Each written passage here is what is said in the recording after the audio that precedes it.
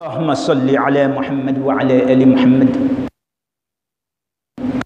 ورحم إنك حميد مجيد. اللهم بارك على محمد وعلى آل محمد كما باركت على إبراهيم وعلى آل إبراهيم إنك حميد مجيد. البساء لك عن جرمو يفا على كسنغلو با أمبك سنزين كتا نوفي على كابلا أنسيكونو على كانغا باتومنا سلامو تلا لكو كالو نيما ني أوبي رمضاني أكو أوله رحمة قدمنا بالله تعالى كحينلي على بهنا جونينا ني ديالا وقت من بهنا إلى الله تعالى كلون أن سيمانجا الله تعالى كلون أم بجرمون تولي نانغا براو كروتلا كلون نكون نوبي شعبان كلو كتايرالا أبهنا أنا كاتو أم سمالو لاسو ناني سمالو سرو والله تعالى أبهنا أنا سيسان ukusontila koko kalo bani adamna be ala ka hinali so mina tuma do ye jurumu shaman bake ire nyina na doko utmani sundo ndamna ibe ki ka joniya ira ala taala la minge ibe dia idama sa ya be hinila ala ka andia ala taala on salama kanga to ko do kaire allahumma as'aluka hubbak alam badali fi kanson ikanuna wa hubba man yuhibbuk alam badali fi mu'amro ni ile ala dialaw ye iko tigi diane fanani kadam na tila muhammadu sallallahu alaihi wasallam an islam nyon to jamro be mo kanu ala taala ko so kam ro kanu ko ambe seli wati be nyon fe kam ro kanu ko ala taala ka di cheni ali ni wori tablo nga ala ka day mi nga tigi be diale yo ko so wa hubba ma yuqarribni ila hubbik alam badali fe kanson fen kanuna fen venna dialile ala taala iko kanu dona ole be sun doli seli keli ani ka son ala klindeyama kayi ka wari jabo kata hejike Allah taala nu bebla ka hine adama de nale bato le be ngani ala hineni la ba dia ni iba bela jenin ke ite sege yala ala ka dia ni aw klinglina bela jeni utma ala ka andia alay ni dia la Allah taala utma tila bayira sallallahu alaihi wasallam ala be jibril wole ka fo nyene ko nga jon fakir sa du ko ka dinye ka kanu wani ya kanu fanani afo meleke bela jeni nyene o ka kanu subhanallah ko son ambadali ala fe ala ka andia ala ta'ala ni diala ala meleke obi kanu mo cité meleke dalon fo ala klempe ni meleke o yi kanu ala ta'ala ba fo jibril nyene jigina adianye yesisan akanu yeta bla adama don dusukuna jibril be jigini kanuye kana bla ala taala ka jonseni mo duskuna ubiye uba foku kaduye ala taala kusu wa ali mu'minu teslamay wati dawla ala be nyamalo ya laika nu yiye dron be diawiye utakum no sawmina ubayira ku e kadi idani masayre utma ala ka andia ala taala ni adama deni diala ala fem beli di mawi masam ye sani dugudan atalebe diye atalebe kiyama ye e dialaw ye wallahi ko balebo ye mo ko som ko kanga dali ala yerefe ka fo ala mbadali fe ikan dia ire ala iki dianye wa ikane yere fanani dia iye ala taala ni ahineni la ka ato idiala ye abi son hikmala hikma be muye ka lon ko min ka kanga ke chomi ani wakati mi ibe ko ke akechu ya brebre la ni ala hinani la ki son hikma la hikma tigi le be se ka jugu yele ma ka teri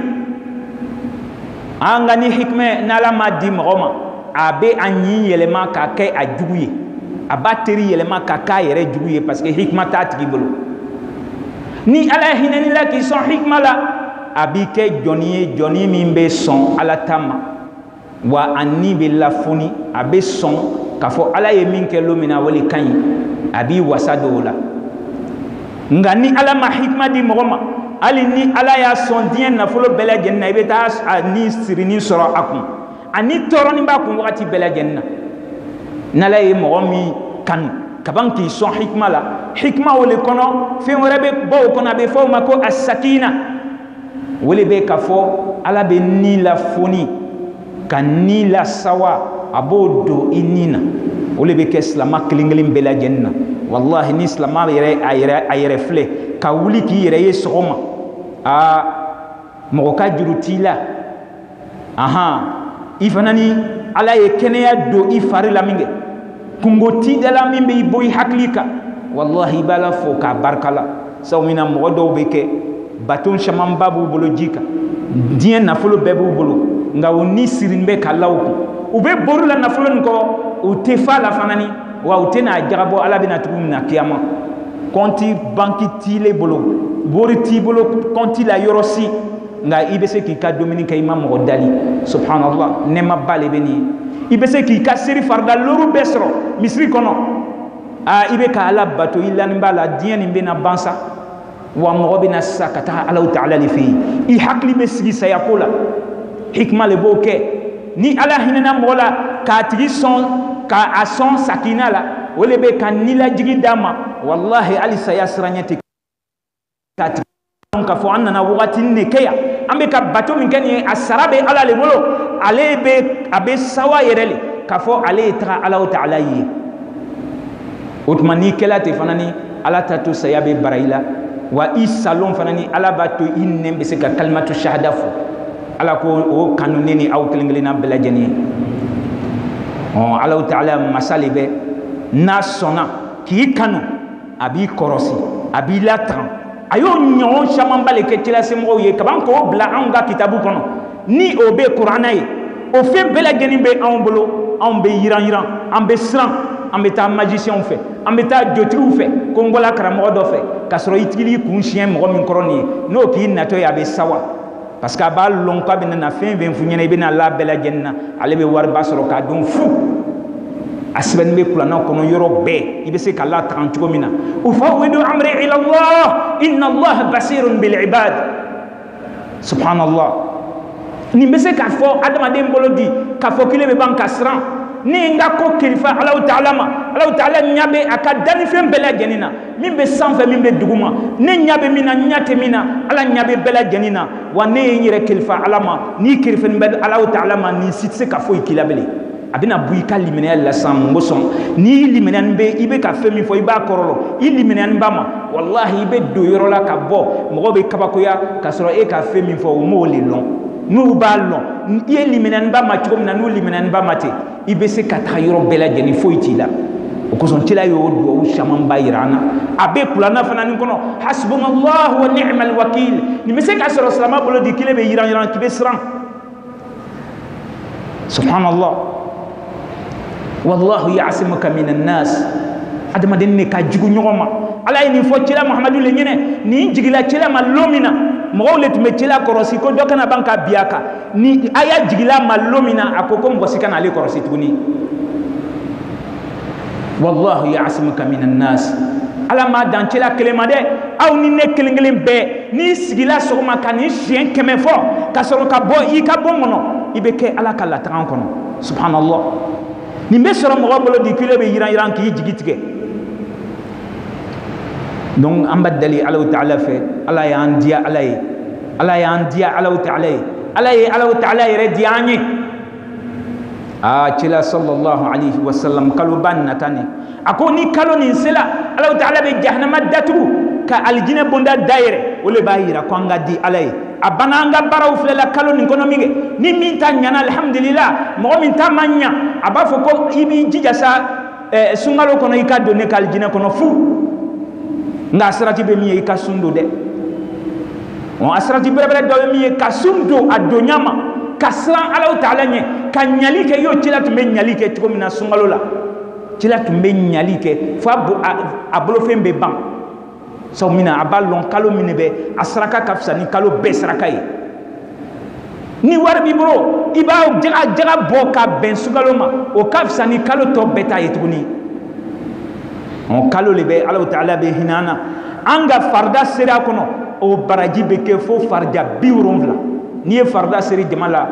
baraji 27 n'i y'a seli sunkalo le fɛ a bɛ d'i ma fo siɲɛ 70 n'i ye nafila seri sunkalo fɛ Alahu Taala bɛ hinɛ i la k'o kɛ y'o y'i ka farida le seli Alahu Taala bɛ hinɛ an na ka taa Laylatul Qadr su bila o le kɔnɔ o kaloba kɔnɔ k'a d'a ma a ko Laylatul Qadr khayrun min alfi shahr ni ye bateau fɛn fɛn kɛ ka bɛn lailatul qadr ma ala k'an bɛn a ma a bele yo ye sanji 84 kɛ i bɛ k'a la bateau i m'a sɔsɔ baraji min bɛ di o tigi ma o le bɛ d'i ma su kelen pe bateau la silamɛw ala y'o bila kaloba nin de kɔnɔ ka ban ka sundola kɛ i bɛna fɛn fɛn fɔ Alahu Taala ɲɛnɛ Alahu Taala b'i jaabi dɔw b'a fɔ ne ye duwawu bɛɛ kɛ ne dɔ ma foyi ye wallahi tuma dɔ ko dɔ tun bɛ nana n'o tun k'i sɔrɔ i tun bɛ n'i dama kasi ala ye tuguni masaba ni hinɛ masa le bɛ a b'a kɛ i bɛ k'a wele ko min na a b'o don i ni ko cɛ e ɲɛ tɛ min na o tuma ko min tun ka kan k'i sɔrɔ n'o bɛ diɲɛ yɛrɛ lɔgɔbu i la o t'i sɔrɔ bilen e bɛ ka min dali nin ye a t'o kɛ bilen walama i bɛ ka dali fɛn min na sunkalo nin kɔnɔ nin ye a ta d'i ma sunkalo nin na a b'a bila ka kiyamalon kɔnɔ waati min na i ka baara ɲuman ni baara jugu bɛ na filɛ n'a ɲana baara jugu bɛ taa biliya mɛlɛkɛw b'a fɔ ko ka minɛ ka taa n'a ye jahanama kɔnɔ ala b'a fɔ a ye n ka jɔn na lɔ k'a to diɲɛ kɔnɔ a ye ne Alahu Taala dali a ye n dali fɛn fakirisa la a ma jigi tigɛ n m'a d'a ma a ma bɔ silamɛya la wa n y'a bɛɛ kɛ alijinɛso le ye k'a bila yan aw mɛlɛkɛw t'o lɔn a ye taa n ka jɔn don alijinɛ nin kɔnɔ subhanallah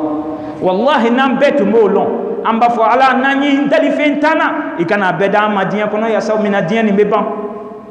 diɲɛ nin bɛ ban dɛ sigiya foyi t'o la o tuma ne ni aw bɛɛ lajɛlen ala k'a to an ka kaloba a sɔrɔ kɛnɛya kɔnɔ cila ko k'a damina bɛ kɛ a tile 10 joona ala bɛ hinɛ an na wa awsatuhu magfira n'an ye tile 20 sɔrɔ yɔrɔ min na o b'a sɔrɔ ala hinɛna na k'an jurumu gafari a tɔ tile 10 laban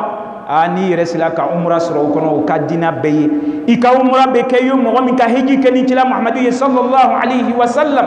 o bɛ kalo bonya le fɔ sunkalo la n'i tagala umra kɛ k'a bɛ ye e ka hiji sɔrɔ ni cila Muhamadu ye sallallahu alaihi wa sallam k'a sɔrɔ i bɛ taa tile 10 walama tile 12 pele kɛ ka segin kɔ ka na olu kosɔn ni wari b'i bolo ko e banna hiji kɛ la i b'i jija i kana sa n'i ma taga umra dɔ kɛ ka bɛn sunkalo fana ni ma o tuma an bɛ dali Alahu Taala fɛ ala k'a to an bɛɛ lajɛlen ka kisi ka bɔ jahanama ma parce que cila b'a fɔ ten wa akhiruhu itqun minan nar Alahu Taala bɛ hinɛ mɔgɔw la k'u tɔgɔ fase pewu ka bɔ jahanama le kɔnɔ ni sunkalo ye ala ka ne ni aw bɛɛ lajɛlen k'an kɛ alijinɛdenw ye k'an kisi ka bɔ jahanama la donni ma allahumma rabbana zidna wala tanqusna wa akrimna wala tuhinna wa atina wala tahrimna wa athirna wala tu'thir علينا وارض عنا وارضنا اللهم ربنا نعوذ بك من الهم والحزن ومن العجز والكسل